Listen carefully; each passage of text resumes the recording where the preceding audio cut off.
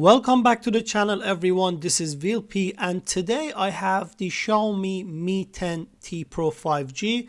This is an interesting phone for me mainly because of the display, which has 144Hz refresh rate, and also the pricing, which sits around 650 euros. Very similar pricing to Oneplus 8T and the S20 Fan Edition, and just like them, this one has Snapdragon 865. This one is the Aurora Blue color. It has 256 GB of storage and comes with 8 GB of RAM. Inside the box, we have this SIM ejection tool, some paperwork, the USB Type-C to headphone jack adapter, something that is less likely to be seen nowadays, and we also get a generic case. Now let's have a brief look at the phone. It has 108 megapixel sensor, 144Hz Full HD display with adaptive sync and the Snapdragon 865 as the chipset, and also a big 5000 mAh battery. We also get a USB Type-C charging cable and also the 33 watts fast charger.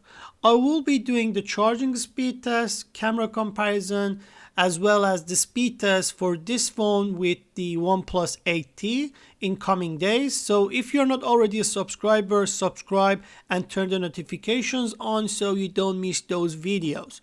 Now let's remove the plastic and have a look at this beautiful color. It looks really good. It has a glossy and mirror finish. It's quite difficult to get it on camera, but it's very beautiful.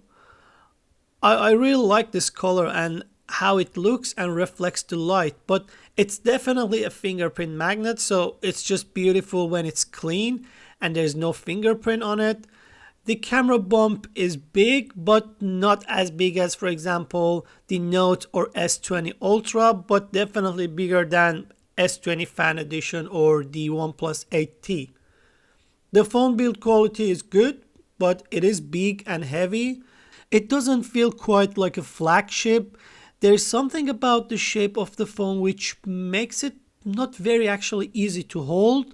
Maybe it's the thickness due to a bigger battery. We have the fingerprint scanner on the power button, and on top we have the speaker port, an IR blaster and a microphone. Left side we have nothing, and on the bottom we have the speaker, USB-C port, microphone, and the dual SIM card tray. To me, the most interesting thing about the look of this phone is actually the color.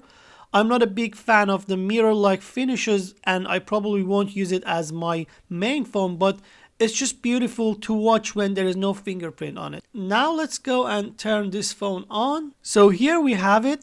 The display is LCD, and if you have been using a flagship phone with, for example, AMOLED displays, one thing you immediately realize is that the display quality and the colors on this phone is different, and I would say not as attractive.